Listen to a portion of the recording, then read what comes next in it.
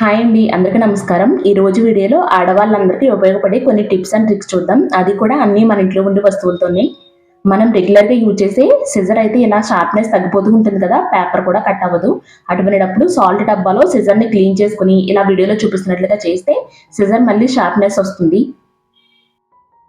మనం ఇంట్లో రెగ్యులర్‌గా యూజ్ చేసే టీ మగ్స్ కానీ, కాఫీ మగ్స్ కానీ కలర్ చేంజ్ అయిపోయి చూడడానికి అసలు బాగోవు కదా! వాటిని ఇలా సింపుల్‌గా క్లీన్ చేసుకోవచ్చండి. ఫస్ట్ బేకింగ్ సోడా వేసుకొని, తర్వాత లెమన్ జ్యూస్‌ని కూడా పిండుకొని, బ్రష్‌తో అంతా కూడా ఇలా రఫ్ చేసుకొని, తర్వాత క్లీన్ చేసుకున్నామంటే మళ్ళీ కొత్తగా మారిపోతాయి. ఒకసారి ఈ టిప్‌ని మీరు కూడా ట్రై చేయండి. గ్రాసరీస్ ప్యాకెట్‌ని ఫిల్ చేయగా మిగిలిన వాటిని స్టోర్ చేసుకోవడానికి క్లిప్స్ అని, అవని, ఇవని కొని డబ్బులైతే చాలా ఖర్చు పెడతాం కదా! అలా కాకుండా ఈ వీడియోలో చూపిస్తున్నట్లుగా కట్ చేసుకున్నామంటే, మళ్ళీ దాంతోనే మనం ఇలా సింపుల్‌గా నాట్ వేసుకోవచ్చండి. ఇలా నాట్ వేసుకుంటే చాలా టైట్‌గా ఉంటుంది. పురుగులు, చీమలు కూడా పట్టకుండా ఉంటాయి. చూడడానికి కూడా నీట్‌గా ఉంటుంది. మన ఇంట్లోకి ఇటువంటి క్యూట్ డ్రింక్ బాటిల్స్ అయితే చాలా వస్తాయి కదా! దీన్ని ఎలా రీయూజ్ చేసుకోవచ్చు అనేది చూద్దాం. ఫస్ట్ వాటర్ బాటిల్ మూతకి హోల్స్ పెట్టుకోవాలి. తర్వాత రూ. 1 షాంపూ ప్యాకెట్‌ని యాడ్ చేసుకోవాలి. 1 టేబుల్ స్పూన్ వరకు బేకింగ్ సోడా యాడ్ చేసుకొని, మిగిలిన లెంత్‌కి వాటర్‌తో ఫిల్ చేసుకున్నామంటే మనకి క్లీనింగ్ స్ప్రే రెడీ అవుతుంది. ఈ హోమ్‌మేడ్ క్లీనింగ్ స్ప్రేతో మనం గ్యాస్ స్టవ్‌ని, counter top, mirror, dining table ఇటువంటివన్నీ కూడా సింపుల్‌గా క్లీన్ చేసుకోవచ్చు. ఎప్పుడో ఒక్కొక్కసారి రాసుకునే ఫౌండేషన్‌కి డబ్బులు చాలా ఖర్చవుతాయి కదా! అందుకని ఇంట్లో ఉండే వాటితోనే రెడీ చేసుకోవచ్చు. ఫస్ట్ ఒక బౌల్ తీసుకొని అందులోకి కొద్దిగా ఫెయిర్ అండ్ లవ్లీ, కొంచెం బ్రూ, ఇంకా కొద్దిగా పౌడర్ యాడ్ చేసుకోవాలి. అలాగే 1, 2 డ్రాప్స్ వరకు వాటర్ లేదా రోజ్ వాటర్‌నైనా యాడ్ చేసుకోవచ్చు. అంతా కలిసేటట్టుగా కలుపుకున్నామంటే మనకి హోమ్‌మేడ్ ఫౌండేషన్ అయితే రెడీ అయిపోతుంది. చూస్తున్నారు కదా! రిజల్ట్ అయితే ఎలా ఉందో.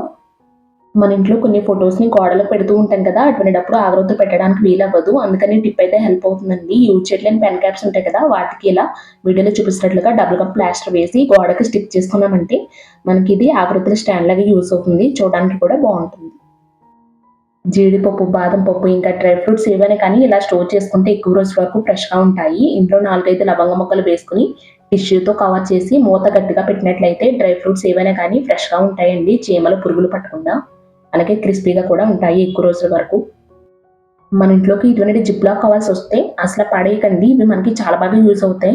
ఇందులో మనం ఎలాంటి కూరగాయలైనా కానీ, ఆకుకూరలైనా కానీ స్టోర్ చేసుకున్నామంటే మనకి చాలా రోజుల వరకు ఫ్రెష్‌గా ఉంటాయి పాడవకుండా.